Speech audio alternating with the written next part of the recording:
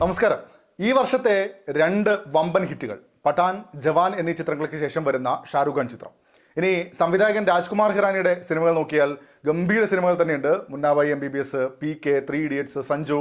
അപ്പോൾ രണ്ടുപേരും ഒന്നിക്കുന്നു എന്നത് ഒരു പ്രതീക്ഷ നൽകേണ്ടതാണ് സത്യത്തിൽ.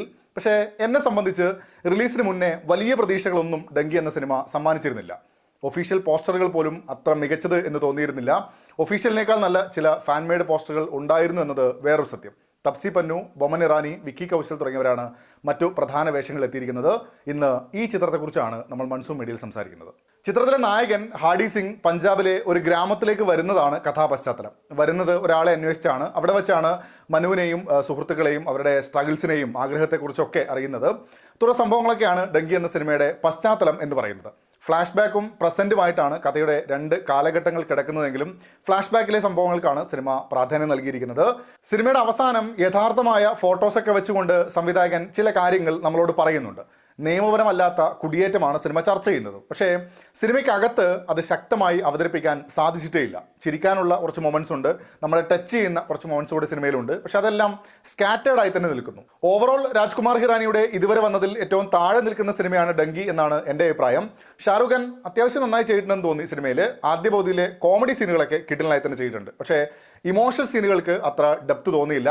എഴുത്തിൻ്റെയും പ്രശ്നമാകാം. അതിനെ മാറ്റി നിർത്തി തന്നെ പ്രകടനം നോക്കിയാലും ആ കഥാപാത്രത്തിന് ഒരു ലൈഫ് നൽകുന്നതിൽ പൂർണ്ണമായി വിജയിച്ചു എന്നും തോന്നിയില്ല.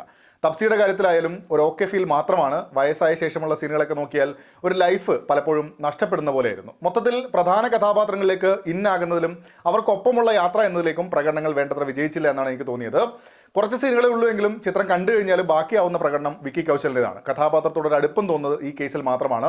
സുഹൃത്തുക്കളായി വരുന്നവരുണ്ട്. അവരുടെ ഒരു കോമ്പിനേഷൻ കെമിസ്ട്രി ആദ്യ പകുതിയിൽ എടുത്തു പറയുന്നത് ഒരു കാര്യം തന്നെയാണ്. നന്നായി ചെയ്തിട്ടുണ്ട് രണ്ടുപേരും.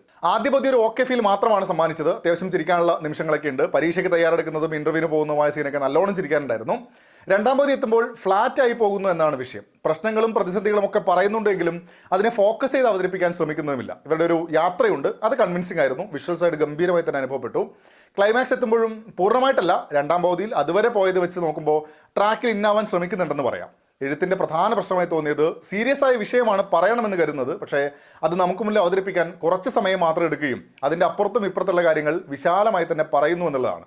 അപ്പോൾ മൊത്തത്തിൽ ഒരു സ്കാറ്റേർഡ് ആയ കാഴ്ചയാണ് ഡങ്കി എന്ന സിനിമ സമ്മാനിക്കുന്നതും. പല കാര്യങ്ങളും സിനിമയിൽ പ്രെഡിക്റ്റബിൾ ആണ്. പിന്നെ ആ സംഭവത്തിലേക്ക് തന്നെ എത്താൻ കാത്തിരിക്കേണ്ടുന്ന ഒരു അവസ്ഥയും ഡ്രാമ ചിലയിടങ്ങളിൽ ഓവറായ ഫീൽ കൂടെയായിരുന്നു. സൗഹൃദവും പ്രണയവും ഒറ്റപ്പെടലും ഒക്കെ പറയുന്നുണ്ട്. പക്ഷെ അതെല്ലാം ഒറ്റപ്പെട്ട് തന്നെ കിടക്കുന്നു എന്ന അവസ്ഥ. ഓവറോൾ മൊത്തത്തിൽ നോക്കിയാലും ഒരു ആവറേജ് ഫീൽ മാത്രമാണ് ചിത്രം സമ്മാനിക്കുന്നത്. രാജ്കുമാർ ഹിറാനി എന്ന സംവിധായകൻ്റെ മുന്നത്തെ ചിത്രങ്ങൾ എന്ന പ്രതീക്ഷയിൽ നിന്നാൽ ചിലപ്പോൾ നിരാശയായിരിക്കാം. കുറച്ച് ചിരിക്കാം, കുറച്ച് നല്ല മൊമെൻറ്റ്സ് ഉണ്ട് എന്നതിനപ്പുറത്തേക്ക് എവിടെയും എത്താതെ പോകുന്ന ഒരു യാത്ര എന്ന് ചുരുക്കി പറയാം. പലപ്പോഴും കണ്ടിന്യൂറ്റി തന്നെ നഷ്ടപ്പെടുന്നുണ്ട്. നിങ്ങളും സിനിമ കണ്ടിട്ടുണ്ടെങ്കിൽ അഭിപ്രായങ്ങൾ കമൻറ്റ് ബോക്സിൽ പങ്കുവെക്കുന്നു വരുന്നു. അപ്പോൾ മറ്റൊരു സിനിമയുടെ വിശേഷങ്ങളുമായി നമുക്ക് വീണ്ടും കാണാം. അതുവരേക്കും ടേക്ക് കെയർ, ബൈ ബൈ.